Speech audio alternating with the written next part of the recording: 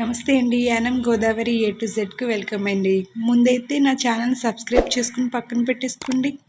నేను ఈరోజు బంగాళదుంప పోపు కూర ఎలా వండాలో చెప్పేస్తాను. చాలా చాలా టేస్టీగా ఉంటుంది. మీరు కూడా చకచకా చూసేసి టక్ వండేసుకోండి. చాలా ఫాస్ట్గా అయిపోతుంది. ఇవి ఉడకబెట్టిన బంగాళదుంపలు ముందుగానే పెట్టేసుకున్నాను. ఇప్పుడు బంగాళదుంప పోపు కర్రీ ఎలా చేస్తారో చూపించేస్తాను, చూసేయండి. ముందుగా రుచికి సరిపడా ఉప్పు, తగినంత కారం, కొంచెం అంతే గరం మసాలా పొడి. క్లిప్ అయితే మిస్ అయ్యిందండి. గరం మసాలా పొడి కూడా వేసుకోవాలి. ఉప్పు కారం అన్నీ కలిసేలా వీటిని ఇలాగా స్మాష్ చేసుకోవాలి.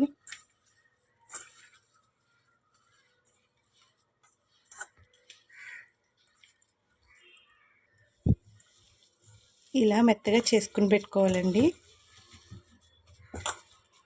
ఇలా చేసుకుని పెట్టుకున్న తర్వాత దీన్ని పక్కన పెట్టేసుకోవాలి. ఇప్పుడు పోపుకి కావాల్సిన ఇంగ్రీడియంట్స్ చూద్దాం.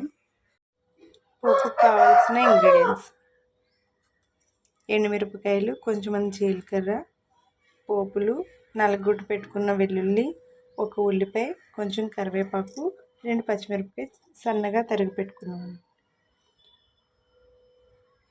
చూసారు కదండి. ఇంకా కూర ఎలా వండుకోవాలో చూసేద్దాం రండి. స్టవ్ ఆన్ చేసుకుని నాన్ స్టిక్ ప్యాన్ పెట్టుకున్నాను.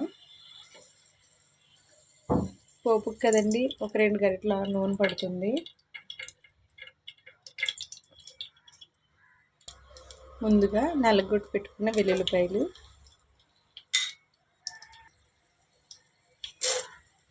పోపులు కొద్దిగా వేగిన తర్వాత మిగతా ఇంగ్రీడియంట్స్ వేసుకుందాం.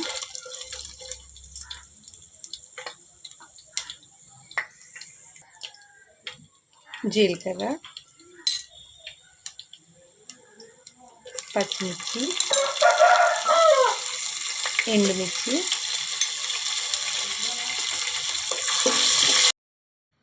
పోపు అంతా బాగా వేగే వరకు వేపుకోవాలండి. పచ్చిమిరపకాయలు కూడా బాగా వేగే వరకు వేపుకోవాలి. ఇప్పుడు సన్నగా కట్ చేసి పెట్టుకున్న ఉల్లిపాయలు కూడా వేసేసుకోవాలండి. దాంతోపాటు కొంచెం అంత కరివేపాకు కూడా వేసేసుకోవాలి. పోపును మరొక్కసారి బాగా తిప్పుకోవాలండి. ఈ ఉల్లిపాయ మగ్గే వరకు కొంచెం బాగా వేపుకొని బంగాళదుంప పక్కనే పెట్టుకున్నాం కదండి, అన్నీ కలిపేసుకొని ఈ మిశ్రమాన్ని వేసేసుకోవాలి. బంగాళదుంప పోపు వేసేసుకున్న తర్వాత అడుగంటకుండా కలుపుకుంటూ ఉండాలండి, లేకపోతే అడుగంటేస్తుంది. అందుకే నేను నాన్ స్టిక్ తీసుకున్నాను. ఇదైతే తొందరగా మాడదండి, బాగుంటుంది. అడుగంటకుండా దగ్గరుండి కలుపుకుంటూ ఉండాలండి, లేకపోతే అడుగంటేస్తుంది. ఈ మసాలా, ఈ ఉప్పు, కారం, ఈ ఆయిల్ అంతా పీల్చుకునే వరకు బాగా తిప్పుతూ ఉండాలి. అలా కలుపుకుంటే ఉప్పది బాగా కలిసి బాగుంటుందండి. కారం వాసన పోయే వరకు మూత పెట్టుకోవాలండి. ఒక 10 నిమిషాలు అవసరం లేదు, ఒక 5 నిమిషాల తర్వాత దించేసుకుందాం.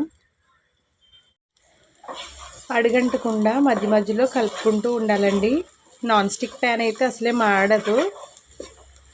నాన్ స్టిక్ ప్యాన్ ఉండాలని ఏమీ లేదు కదా, ఏది ఉంటే అది, కానీ కలుపుకుంటూ ఉండండి. అప్పుడైతే మాడకుండా ఉంటుంది. మన కూర అయితే రెడీ అయిపోయింది, దించేసుకుందాం. బంగాళదుంపని ముక్కలు కట్ చేసి వండుకుంటాం కదండి, దానికంటే ఇది చాలా బాగుంటుంది. ఎప్పుడు ముక్కలు కట్ చేసుకుని పులుసో ఎగురో పెట్టుకునే కంటే అప్పుడప్పుడు ఇలా పోపు పెట్టుకుని ట్రై చేయండి. మీకు నిజంగానే నచ్చుతుంది. ఈ టేస్ట్ అయితే ట్రై చేయండి. వారం టైంలో సింపుల్గా ఉంటుంది, చాలా ఫాస్ట్గా వండేసుకోవచ్చండి. ఇంతేనండి బంగాళదుంప కూర. బంగాళదుంప పోపు చాలా బాగుంటుంది. ఎప్పుడులాగా కాకుండా ఇలా కూడా ట్రై చేయొచ్చు. పైనుంచి నిమ్మ చెక్కను పిండుకుని వేడివేడి అన్నంలో వడ్డించుకుంటే అబ్బా, ఆ టేస్టే వేరన్నట్టు ఉంటుందండి. నిజంగానే ఒకసారి ట్రై చేయండి.